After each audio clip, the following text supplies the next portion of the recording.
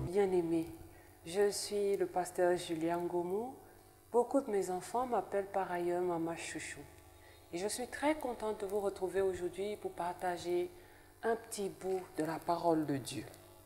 Nous allons donc lire dans Marc chapitre 2 à partir du verset 15 jusqu'au verset 17. Comme Jésus était à table dans la maison de Lévi, beaucoup de publicains et de gens de mauvaise vie se mirent aussi à table avec lui et avec ses disciples, car ils étaient nombreux et l'avaient suivi. Les scribes et les pharisiens, le voyant manger avec les publicains et les gens de mauvaise vie, dirent à ses disciples: « Pourquoi mange-t-il et boit-il avec les publicains et les gens de mauvaise vie ?» Ce que Jésus ayant entendu, il leur dit: « Ce ne sont pas ceux qui se portent bien qui ont besoin de médecins, mais les malades. Je ne suis pas venu appeler les justes, mais les pécheurs. » Voilà Jésus qui est critiqué par les docteurs de la loi.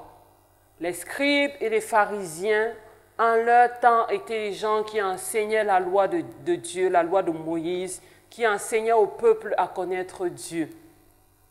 Mais apparemment, leur enseignement était destiné uniquement à ceux qui étaient déjà bons. Ils n'avaient pas compris le cœur du maître. Ils ne comprenaient pas du tout que Jésus s'intéresse à des personnes de mauvaise vie. Lui qui disait être le Fils de Dieu. Par conséquent, un être saint.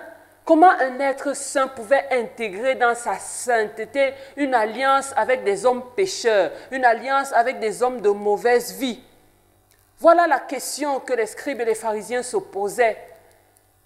Pour eux, ce n'était pas concevable qu'un serviteur de Dieu se mette à la disposition des pécheurs, qu'un serviteur de Dieu se rabaisse au niveau des pécheurs pour pouvoir les écouter et leur offrir sa présence. Jésus était destiné, selon eux, uniquement à ceux qui faisaient le bien.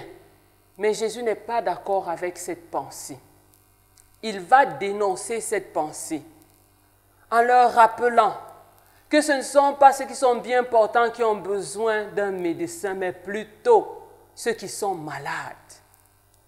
Et oui, autour de Jésus, il y avait beaucoup de malades. Il y avait Lévi, il y avait une foule de personnes qui étaient venues, qui reconnaissaient qu'elles étaient malades. Mais de quelle maladie souffraient-elles ces personnes pour espérer la guérison auprès de Jésus?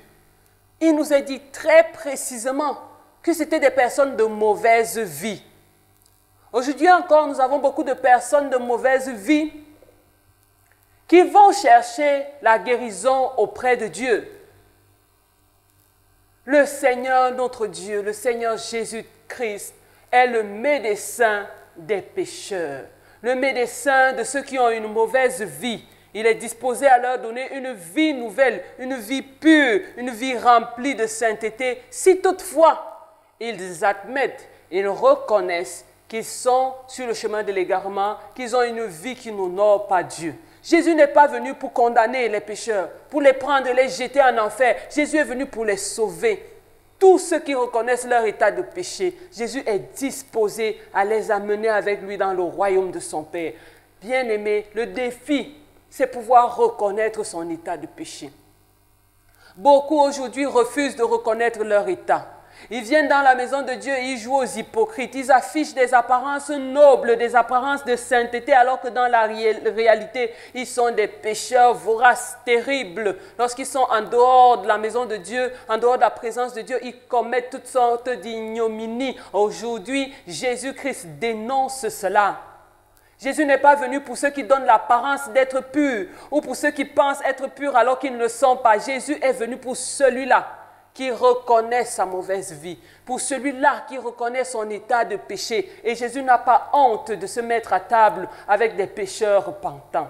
Alors si tu es un pécheur repentant, bien-aimé, je t'annonce une bonne nouvelle ce matin. Jésus-Christ n'a pas honte de toi. Jésus-Christ est fier de pouvoir t'accueillir dans son royaume et de pouvoir te dérouler le tapis rouge en te montrant le chemin pour devenir un véritable serviteur de Dieu. Il a appelé ce Lévi parmi ses serviteurs.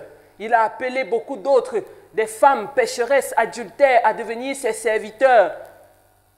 Qui sommes-nous? Sommes-nous pires que ces gens-là pour que Dieu ne nous appelle pas? Oh, que non, bien-aimé. Jésus-Christ t'appelle aujourd'hui. Et si tu veux répondre à ce cri du cœur, je t'invite à pouvoir dire ces mots de prière avec moi.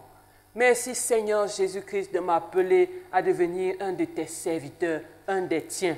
Merci de ce que tu ne considères pas mon état de péché comme un sujet de rejet. Tu es venu pour moi, pour me guérir de mon péché. Je t'ouvre mon cœur. Je te tends les bras, Seigneur. Guéris-moi de mon péché. Fais de moi un serviteur digne de toi. Au nom de Jésus-Christ, nous avons prié. Amen. Je te souhaite une excellente journée, bien-aimée, et que Dieu te bénisse.